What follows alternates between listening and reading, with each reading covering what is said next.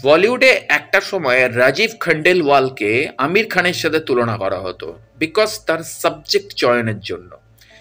তার সাবজেক্ট এত unique unique subject তিনি ভাবতেন, মানে তিনি বাঁচতেন, যে সাবজেক্টগুলো মানে ছবি অতটা না চললেও তার গল্প বা তার ট্রিটমেন্টগুলো ইউনিক ছিল। আমার এই মুহূর্তে রাজীব খান্ডেলওয়ালের সবচেয়ে বিখ্যাত সিনেমাগুলোর মধ্যে টেবিল নাম্বার 21 মনে পড়ে, যে এত সুন্দর। শুধু ওটা তো রাজীব খান্ডেলওয়ালের সিনেমা নয়, ওটা ওটা সাথে সাথে পরেশ রাওয়ালেরও একটা দুর্ধর্ষ ছবি। তো টেবিল নাম্বার 21, এছাড়াও আরও অনেক ছবি আছে রাজীব খান্ডেলওয়ালের। কিন্তু রাজীব খান্ডেলওয়াল এইবার নিয়ে এসছে দ্য সিক্রেটস অফ সিলেদার্স। এই সিক্রেট অফ সিলেদার্স কি? সিক্রেট অফ সিলেদার্স হচ্ছে ছত্রপতি শিবাজি মহারাজের গোপন এবং গুপ্ত যে খাজানা ভান্ডার, যেটা শত শত বছর ধরে খুঁজে চলা হচ্ছে, এবং যেটা প্রচুর মানুষ খুঁজতে গিয়ে অনেকে মারা গেছে, অনেকে আহত হয়েছে, অনেকে ভয় পেয়ে পালিয়ে এসছে। এবং যে গুপ্ত খাজানা, যেটা আমরা ছাবা সিনেমাতেও দেখেছি, যে অরঙ্গজেব তাকে জিজ্ঞেস করছে যে তোমাদের খাজানাটা মানে কোথায় আছে।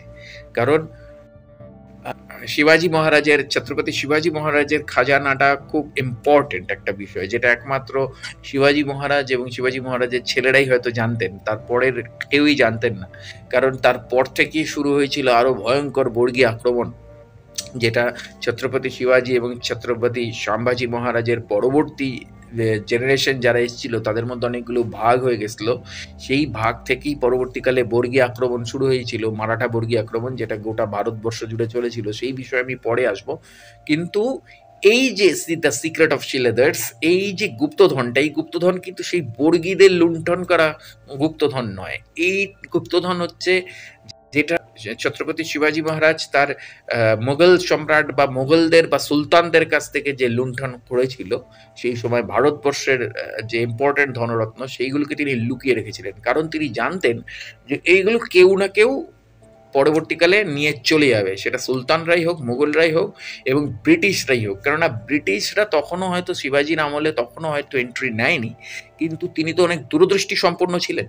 তো এক্স্যাক্টলি সেই জায়গা থেকে দাঁড়িয়ে তিনি এটাকে গোপন রেখেছিলেন। কিন্তু কোথায় রেখেছিলেন সেটা কেউ আজ অব্দি জানে না, কেউ আজ অব্দি বলতে পারে না। কিন্তু এই প্রথম কোনো ওয়েব সিরিজে এতটা ডিটেলসে এই বিষয়টাকে নিয়ে দেখানো হলো, এবং মাইন্ড ব্লোয়িং, অসাধারণ একটা প্রেজেন্টেশন। কারণ আমি অ্যাকচুয়ালি সাথে সাথেই হয়তো দেখতে পারতাম, কিন্তু আমি এই ধরনের প্রজেক্টগুলোকে একটু মন দিয়ে দেখি, কেটে কেটে দেখি, এবং অনেক দিন ধরে দেখি, এবং বারবার রিপিট করে করে দেখি।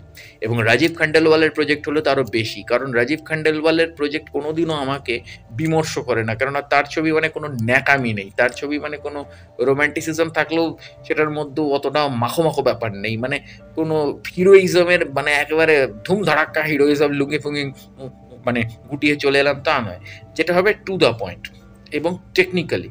তো এক্স্যাক্টলি এখানে দুর্ধর্ষ একটা প্রেজেন্টেশন হয়েছে। এবং হবে না কেন? ডিরেক্টরটা হচ্ছে আদিত্য পোদ্দার, যে মুঞ্জিয়ার ডিরেক্টর, অর্থাৎ 2024-এর ম্যাডাকের মুঞ্জিয়ার যিনি ডিরেক্টর, তার ডিরেকশনের ওয়েব সিরিজ হচ্ছে দ্য সিক্রেট অফ সিলেদার্স। এটি হটস্টারে চলছে, এই হ্যাঁ ডিজনি হটস্টারে চলছে, আপনারা দেখে নিতে পারেন।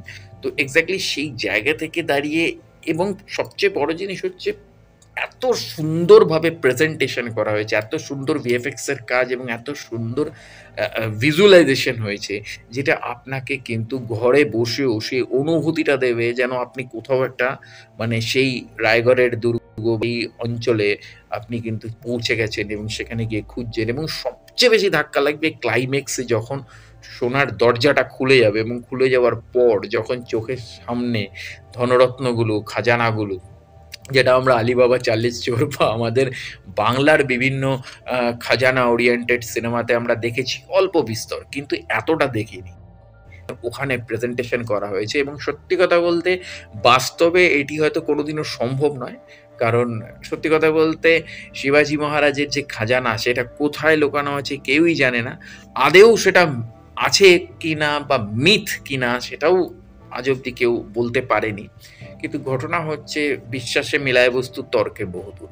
তো সেই জায়গা থেকে দাঁড়িয়ে একবার আমি রিকোয়েস্ট করব, দ্য সিক্রেট অফ সিলেদার রহস্য, রোমাঞ্চ, থ্রিলার বা এই ধরনের গুপ্তধন সম্পর্কিত, বাঙালি তো গুপ্তধন সম্পর্কিত প্রজেক্ট দেখতে ভালোবাসেন, তাদের জন্য এটা একটা উপরি পাওনা থাকবে।